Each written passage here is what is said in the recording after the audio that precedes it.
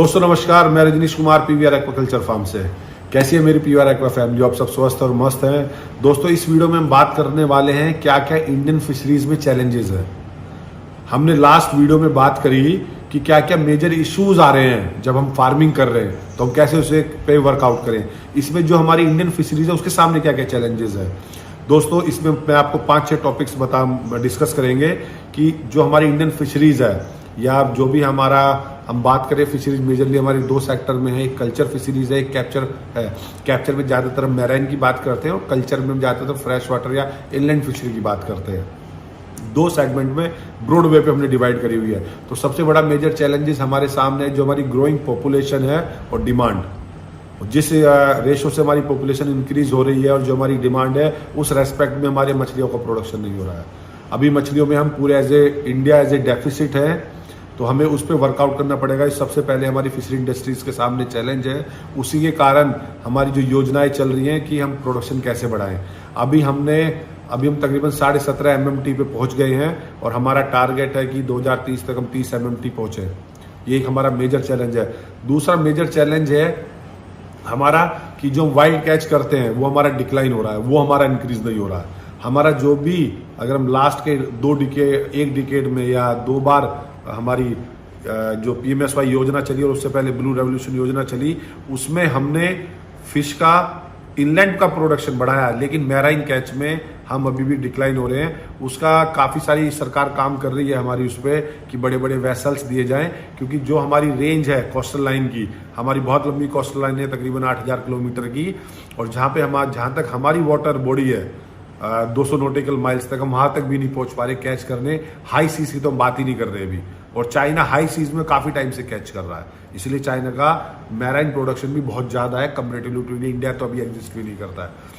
तीसरा हमारा जो वाटर पोल्यूशन और कंटेमिनेशन हो रहा है, वो भी हमारे सामने बहुत बड़ा चैलेंजेस है।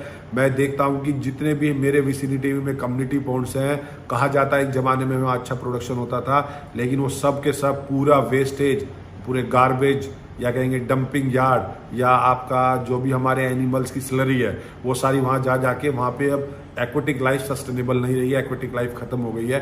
तो वाटर को हमें पोल्यूशन से रोकना पड़ेगा, जो सबसे बड़ी बुरा। और उससे अगली बड़ी बात कि हमें जो ईल्ड है, हमारी ईल्ड बड़ी कम है, हमें ईल्ड को इंक्रीज करना पड़ेगा। इसलिए गवर्नमेंट का भी फोकस है कि जो हाई टेक्नोलॉजीज वाले हम पर ड्रॉप मोर क्रॉप की बात कर रहे हैं, या हम बात कर रहे हैं कि अब पर मीटर क्यूब डेंसिटी यानी 1000 लीटर पानी में कितनी मछली पालेंगे, अब हमें उस पर वर्कआउट करना पड़ेगा। क्योंकि जो हमारे बड़े बड़े रिजर्वायर्स है, रिवर्स है, उसमें हमारा बहुत ही कम कैच हो पाता है, क्योंकि वह या तो फ्लोइंग वाटर है या उसका वॉल्यूम बहुत बड़ा है। तो हमें, क्योंकि वहाँ पे हम सीड स्टॉकिंग नहीं करते, तो गवर्नमेंट उस पर भी काम कर रही है। रिवर रेंचिंग हो या सी रेंचिंग हो, उस पर भी हम कैसे प्रोडक्शन एनहांस करें, तो हमें ये वर्कआउट करना पड़ेगा। बहुत ही ध्यान रखना पड़ेगा कि कैपेसिटी कैसे एनहांस करें। उसके लिए हम क्वालिटी सीड स्टॉक करें, एरिएशन दें, और पैरेलली हमें फीड बेस्ड कल्चर पे मूव होना पड़ेगा।